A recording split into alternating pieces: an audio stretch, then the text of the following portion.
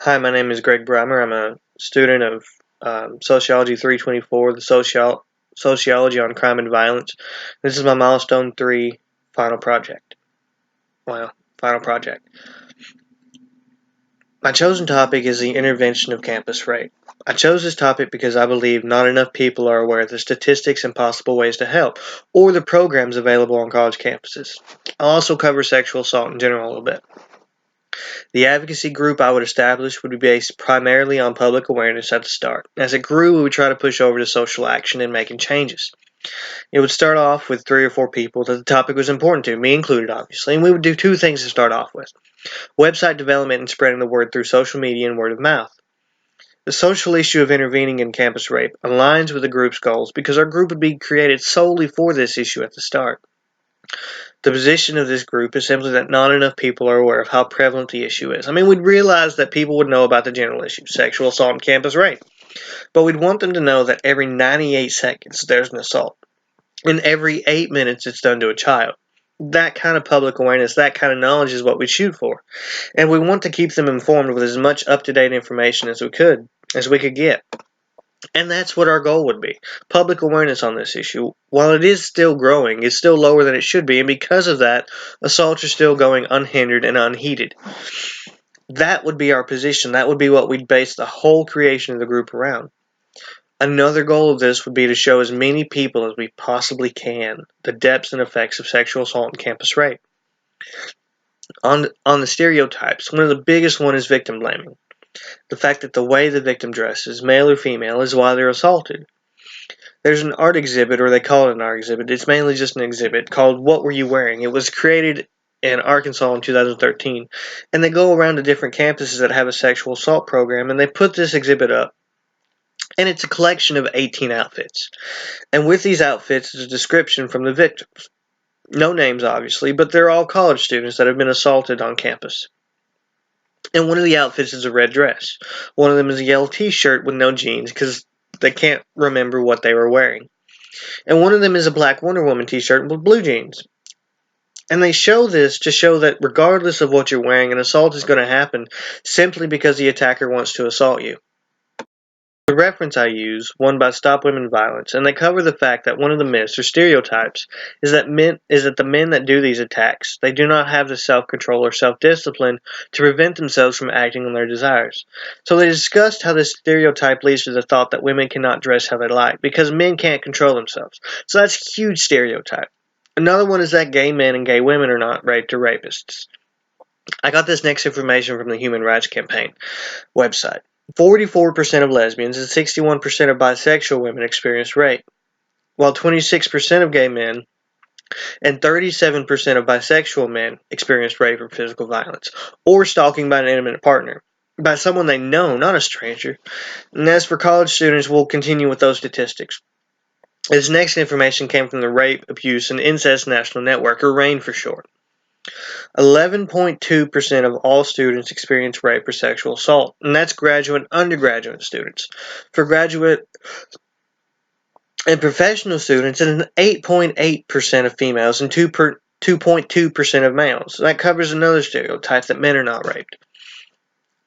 However, it's not really a stereotype, it's more of a disregarding of information, because common sense tells you that, hey, women can't be the only ones that get raped, but you listen to the news and you read the reports, and all you hear is women getting raped or women getting assaulted, but no one covers the men. So it's kind of more of a disregard of information than pure stereotype. Among undergraduates, 24% of females and 6% of males experience rape. It's back to the female versus male numbers. 1 in 6 women get raped, and I think it's somewhere around 1 in 33 men get raped. Just think about the United States. Last I checked, 326 and some odd million people live in this country. 119 of those are men. So that's 39 million men that have or will have experienced sexual assault or rape. It doesn't seem as small now, does it? Historical and modern significance of this topic. The historical significance of this issue would be just how much the idea and knowledge of the issue as rape in general, especially of college rape, has changed over the years, and how this knowledge has boosted the reasons to intervene and prevent assault from happening. There's a study I used for a source. It's called The Psychological Impact of Rape by Julia Resnick. And this was done back in 1993. And she covers exactly what her title says, the psychological impact of rape, both on college students and above, or younger. One of the things she says in there is that before rape was really studied, before it was considered a traumatic and harmful event, it was considered the exact opposite. It was just unwanted sex. It was nothing more than, he had sex with me, I didn't want it, and that's how people looked at it, except for the victim. To everyone that was not involved, it was simply just unwanted sex between two people. But as people began to study it, and as they began to look into the effects and the causes for rape, it grew to become more well known that, hey, this is harmful, this is bad, and this is not good. And so that began to make people say, hey, maybe we should listen to them. Maybe we should step up and say, hey, no, you can't do that, and intervene and stop whenever they see it. That's also a huge modern significance due to this increased awareness, and then also the acceptance of intervening and helping the victims. It's led to an increase in intervention programs across college campuses in the U.S. Bystander intervention is one of the most well-known and well-documented programs among college campuses. There's a study called Predicting Bystander Behavior to Prevent Sexual Assault on College Campuses, The Role of Self-Efficacy and Intent by Sarah McMahon. She studied the effects of bystander intervention programs on the students, and it was like 61% of the students have said that this program makes a difference, and it makes them want to help, that it gives them a way to help. And most of these programs, especially bystander intervention, is focused on incoming freshmen. According to the article, Stepping Up to Stop Sexual Assault, it's a New York Times article, a study done by United Educators, which is an insurance company owned by like 1,200 member colleges and universities, found that 63% of accusers in sexual assault cases are first-year students. That is why most of the programs are focused on incoming freshmen. It's a huge number. The theory that I'm using to support the intervention of campus rape is the exchange theory. I've chosen this theory to support this topic because it focused specifically on rewards and punishment. Central to this theory is the idea that an interaction that elicits approval from another person is more likely to be repeated than an interaction that elicits disapproval. Basically, intervening results in a reward. Approval from those around you and your friends and your family and the victims, and it keeps negative reactions to a minimum. Yeah, you'll have the disapproval of whoever you're keeping from doing the assault. Woo, nothing major. You can get over that.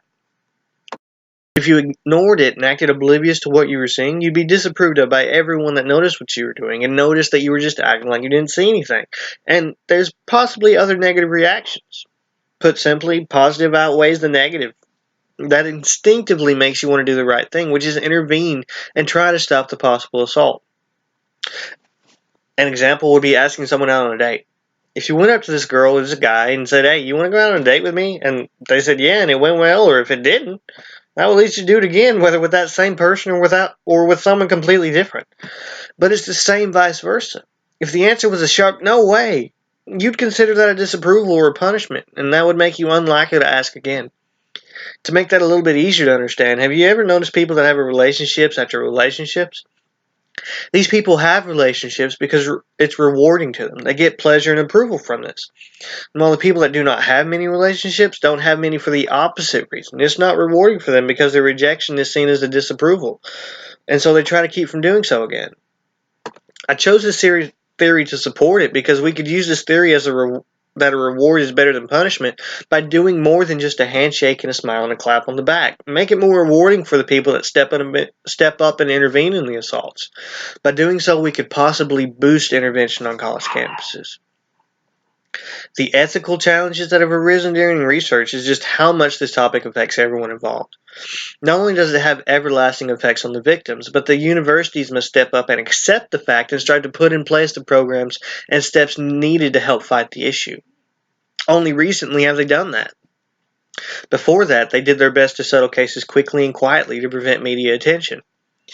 Most victims avoid telling their story out of fear of their attackers or fear of how they'll be treated when they do. The fear of their attacker comes from the fact that so few are prosecuted, 6 out of every 1,000 according to RAINN. And they fear retribution. Most victims are treated rather poorly, even with the increase in awareness on the issue. These things lead to all sorts of ethical challenges. One of them, especially, is the confidentiality and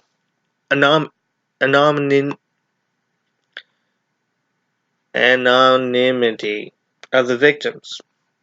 Some will come forward but ask for their identity be kept secret for protection. Key points I've noticed through this research and the analyzation of it is that while the subject is being more and more known and steps are being taken to try and help, there's still a long way to go before the issue in general. And that being campus rape and even more general sexual assault is really under control. Another key point is there are steps being taken, bystander-based intervention programs foremost among them. I think that bystander intervention programs work so well because they appeal to our human need to help and the human capacity for kindness and compassion for others, but that's my opinion. Though many students that have gone through these programs have said, hey, they being the programs, give the students the confidence and reason to come forward and intervene without fear of consequences. But only after noticing how prevalent sexual assault on campuses were and how they could help to stop it. The only possible solution I can think of that would lessen the negative, if there were any impact from intervening, would be to find a more concrete way to punish the potential attacker. Because if any negative impact came from that, I think it would be from that end. I can only see potential positive outcomes for intervening. According to the research and the findings from said research, my position on this issue is still unchanged. While awareness is growing, it's not growing fast enough to make a difference yet. Men and women on campuses across the country are still being assaulted, and no one is intervening because the information needed is unknown to them.